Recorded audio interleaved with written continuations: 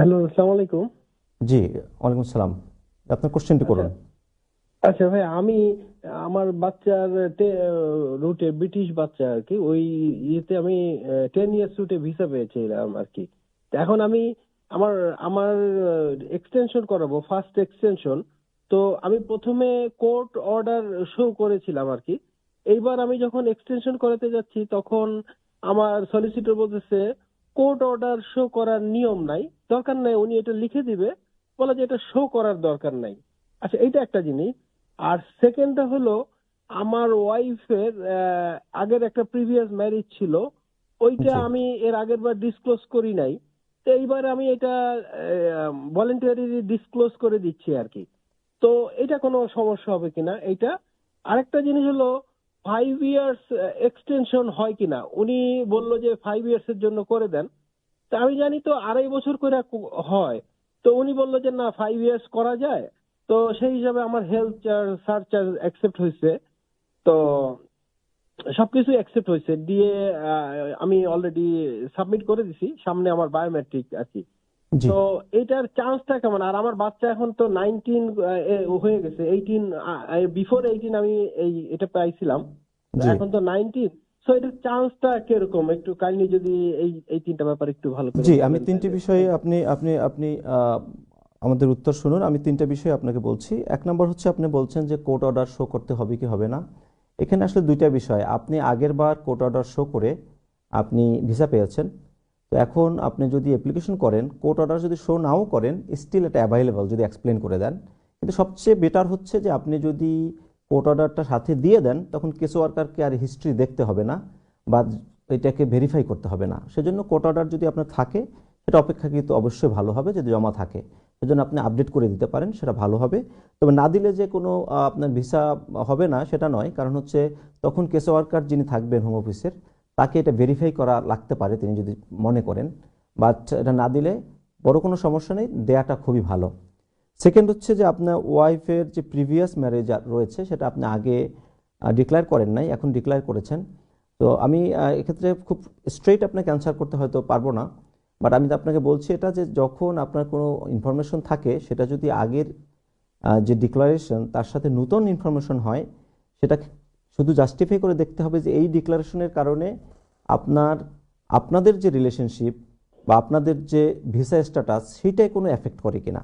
তো আমার আন্ডারস্ট্যান্ডিং যেটা হলো সেটা হলো যে, যেহেতু এই বেবি আছে এবং এই বেবি যেহেতু অলরেডি জাস্টিফাইড, যেটা আপনার বেবি, এবং এটা ভেরিফাইড কোর্ট দ্বারা, কোর্ট আপনাকে ডাইরেকশন দিয়েছে আপনার পক্ষে, সেহেতু কোনো সমস্যা হওয়ার কথা না। যেহেতু আপনি প্রিভিয়াস ম্যারেজের কথা ডিক্লেয়ার করেছেন, এটা আমার মনে হয় ঠিক আছে।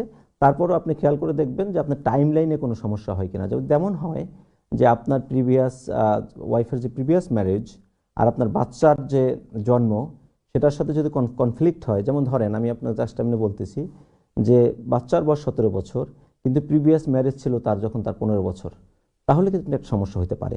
এরকমের একটা সমস্যা হয়েছে, কারণ হচ্ছে তখন দেখা যাচ্ছে এই বাচ্চা যখন জন্ম হয়েছে, তখন তার আদার হাজব্যান্ড রয়েছে, এমন যদি হয়ে থাকে তাহলে সমস্যা হবে, আদারওয়াইজ কোনো প্রবলেম নাই। কারণ হচ্ছে টাইমে যদি সমস্যা না হয়। কেন এরকম একটা কেস এসেছিল, আমি আপনাকে আপনার কোটাপাপিল থেকে, তখন এরকম একজনের সমস্যা হয়েছিল যে পরবর্তী অ্যাপ্লিকেশনের সময় দেখা গেছে যে এই বাচ্চা যখন আছে তখন তিনি আসলে প্রিভিয়াস অন্য কোথাও মেরিড, তেমন তখন বাচ্চার ডিএনএ টেস্ট করা লাগছে। এরকম একটা সমস্যা হয়, কিন্তু আপনার ক্ষেত্রে সেটা হয়তো হবে না, কারণ যেহেতু কোর্ট এটা অলরেডি জাস্টিফাই করেছে এবং আপনারা ডেফিনেটলি সে বিষয়ে কেয়ারফুল।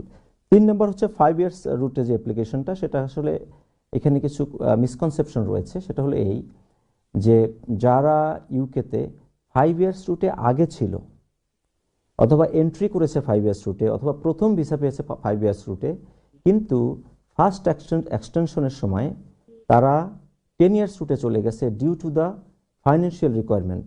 তার মানে হচ্ছে আপনি ফাইন্যান্স দেখাতে পারেননি, সেজন্য আপনাকে 10 ইয়ার্স রুটে দিয়ে দিয়েছে মানে ফার্স্ট এক্সটেনশনের সময়।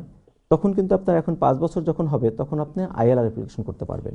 কিন্তু যারা প্রথমেই 10 ইয়ার্স রুটে ভিসা পেয়েছে বা সেকেন্ড এক্সটেনশন 10 ইয়ার্স রুটে করেছে, তারা যদি 5 বছর হওয়ার পরে আইএলআর অ্যাপ্লিকেশন করে অথবা 5 ইয়ার্স রুটে আবার অ্যাপ্লিকেশন করে, সেটা ইমিগ্রেশন রুলস কিন্তু কোয়ালিফাই করে না।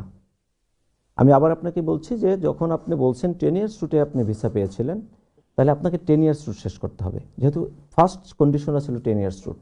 এই এক্সাম্পশন হোম অফিস হ্যাঁ, দেয় নাই। না, না, আমি তো একটু অ্যাড করতে জি যাচ্ছিলাম। প্লিজ।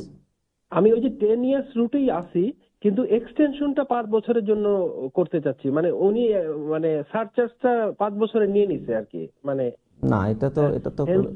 হ্যাঁ ঠিক আছে, আপনার আমি বুঝতে পেরেছি। সেটা হলো এরকমের যে যখন 5 ইয়ার্স 10 ইয়ার্স রুটের যে অ্যাপ্লিকেশন, সেই অ্যাপ্লিকেশনে সরাসরি 5 বছরের কোনো ভিসা নেই। 10 ইয়ার্স রুটের অ্যাপ্লিকেশন হচ্ছে 30 মান্থস 30 মান্থস 30 মান্থস 30 মান্থস দেন আইএলআর। তেমন হচ্ছে আপনাকে 2.5 বছর করে করতে হবে। কিন্তু যদি এটা হেলথ সার্চার্জ কিভাবে অ্যাকসেপ্ট হইলো এইটা তাহলে এই এইটা 5 ডেটের বছরে? কারণে নিয়ে নেয়। হেলথ সার্চার্জের ক্ষেত্রে ওখানে একটা টাইমলাইন দেয়া থাকে যে আপনি কোন পর্যন্ত চান। তখন টাকা নেওয়ার ক্ষেত্রে ইমিগ্রেশন হেলথ সার্চার্জ বা আইএসএস সার্চের ক্ষেত্রে তারা যে টাইমলাইন দিবেন টাইমলাইন অনুযায়ী ক্যালকুলেট করে।